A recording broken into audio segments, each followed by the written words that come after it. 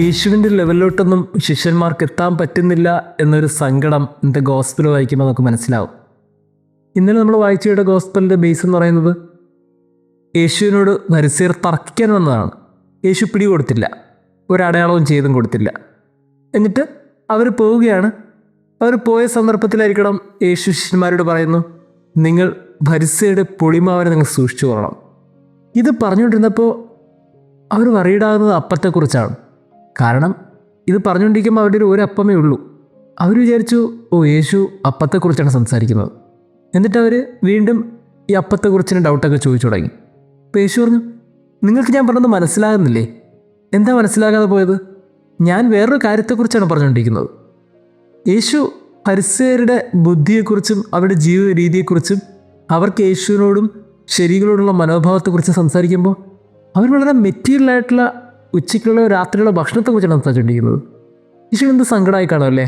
ഈ കൂടെ നടന്ന് 5 അപ്പം 5000 പേർക്ക് വർദ്ധിപ്പിക്കുന്നതും 7 അപ്പം 4000 പേർക്ക് വർദ്ധിപ്പിച്ചതുമൊക്കെ ശിഷ്യന്മാരിങ്ങനെ നോക്കി നിന്നിട്ട് അവസാന സമയം യേശു കുറച്ചും കൂടെ ലെവൽ കൂടിയ കാര്യങ്ങളെക്കുറിച്ച് സംസാരിക്കുമ്പോൾ അവരെപ്പോഴും ബേസിക് കാര്യങ്ങൾ മാത്രം നിൽക്കുകയാണ്. അവരെപ്പോഴും അത്ഭുതത്തിൽ കുടുങ്ങിപ്പോയി നിൽക്കുകയാണ്. എന്തുകൊണ്ടാണ് അവർ യേശുവിൻ്റെ മറ്റൊരു ലെവലിലേക്ക് എത്താതെ പോയത്? യേശുവിൻ്റെ മനസ്സറിയാതെ പോയത്? കൂടെ നടന്നിട്ട് കാര്യമൊന്നുമില്ല. കൂടെ നടക്കുന്നവൻ ആരുടെ കൂടെയാണോ നടക്കുന്നത് അവൻ്റെ മനസ്സറിയുക എന്നുള്ളതാണ് പ്രധാനം.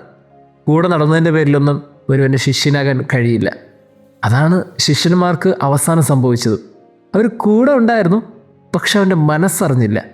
അവൻ എന്തിനെക്കുറിച്ചോ സംസാരിച്ചപ്പോൾ അവർക്കപ്പോഴും കാര്യങ്ങൾ പിടുത്തം കിട്ടിയില്ല. 3 പ്രാവശ്യം തൻ്റെ മരണത്തെക്കുറിച്ച് യേശു പറഞ്ഞപ്പോഴും അവർ വളരെ മെറ്റീരിയൽ കാര്യങ്ങളെക്കുറിച്ചാണല്ലോ ഡിസ്കസ് ചെയ്തത്. അതുകൊണ്ട് അവർക്കവൻ്റെ മരണത്തെക്കുറിച്ചോ ആ മരണത്തിൻ്റെ ആഘാതത്തെക്കുറിച്ചോ ക്രിസ്തു കടന്നു പോകുന്ന മാനസിക അവസ്ഥയെക്കുറിച്ചോ മനസ്സിലായില്ല. ഗെത്സമനി തോട്ടത്തിലൊക്കെ എത്തുമ്പോൾ വളരെ റെലവൻ്റാണ്. യേശു രക്തം വിയർപ്പാക്കി പ്രാർത്ഥിക്കുമ്പോഴും അപ്പുറത്ത് ശിഷ്യന്മാരുടെ ഉറങ്ങുകയായിരുന്നല്ലോ. ഇതാണ് ശിഷ്യന്മാരുടെ ഒരു പരാജയം എന്നെടുത്ത് പറയാൻ തോന്നുന്നത്. കൂടെ നടന്നിട്ടും കൂടെ നടക്കുന്നവൻ്റെ മനസ്സിലോട് കയറിപ്പറ്റാൻ അവർക്ക് സാധിച്ചില്ല. ഇതൊരു വേദന തന്നെയാണ്.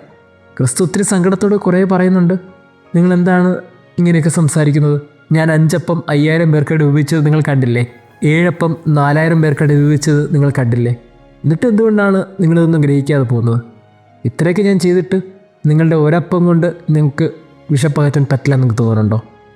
പ്രിയമുള്ളവരെ, തമ്പുരാൻ അന്നുള്ള ഭക്ഷണത്തിന് വേണ്ടിയാണ് നമ്മളെ പ്രാർത്ഥിക്കാൻ പഠിപ്പിച്ചത്. അതുകൊണ്ട് തന്നെ ആ തമ്പുരാൻ ജീവിതത്തിൻ്റെ ദൈനംദിന ജീവിതത്തിൻ്റെ എല്ലാ കുറവുകളും അവൻ നീക്കിത്തരും. നമ്മൾ ചിന്തിക്കേണ്ടത് കുറച്ചും കൂടി മുകളിലേക്കാണ്. നമ്മൾ ഒരു നിമിഷം ഓർക്കണം, നമ്മുടെ സ്പിരിച്വാലിറ്റി നമ്മളിപ്പോൾ എവിടെയാണ്? ഒരു ബേസ് ലെവലിലാണ് നമ്മൾ നിൽക്കുന്നത്.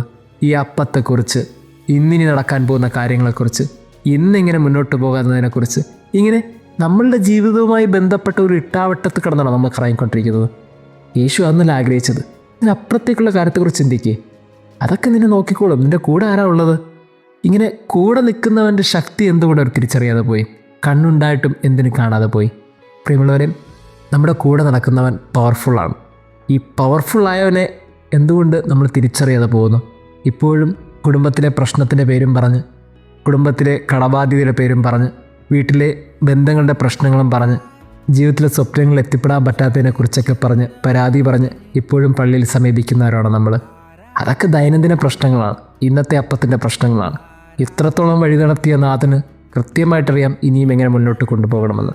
നമ്മൾ കുറച്ചും കൂടി ലെവൽ മാറി ചിന്തിക്കണം. ഈ പ്രശ്നങ്ങളൊക്കെ ഇനി കർത്താവിന് മുമ്പിൽ പറയേണ്ടതല്ല, അതൊക്കെ അവൻ നോക്കിക്കോളും.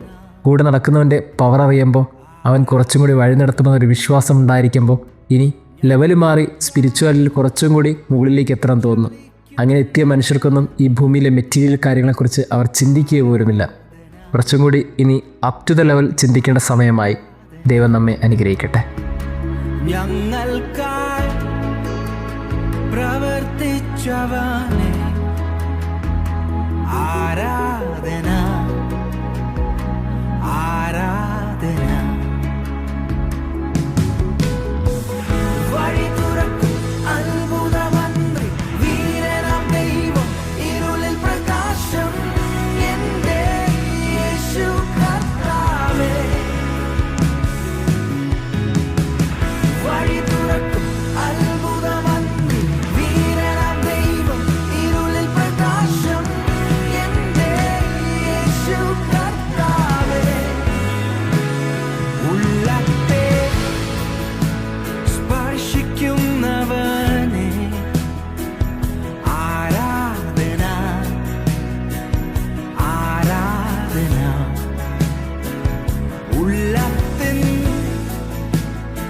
സൗഖ്യദായകനെ ആരാധന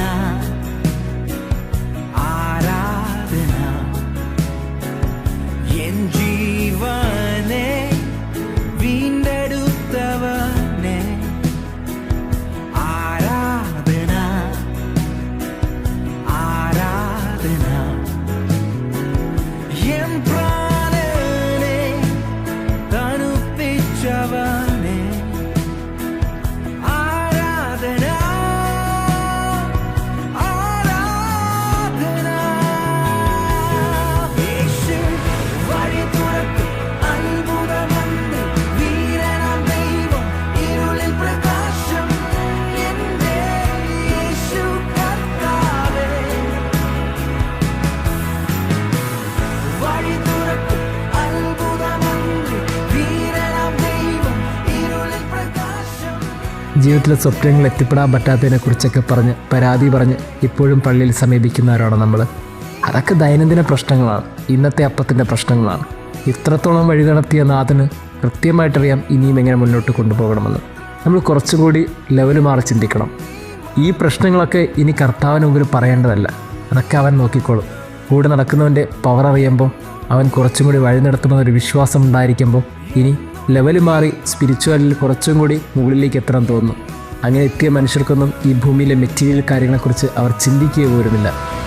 വഴി തുറക്കും അത്ഭുതമന്ത്രി വീരനാം ദൈവം ഇരുളിൽ പ്രകാശം എൻ്റെ യേശു കർത്താവേ വഴി തുറക്കും അത്ഭുതമന്ത്രി വീരനാം ദൈവം ഇരുളിൽ പ്രകാശം എൻ്റെ യേശു കർത്താവേ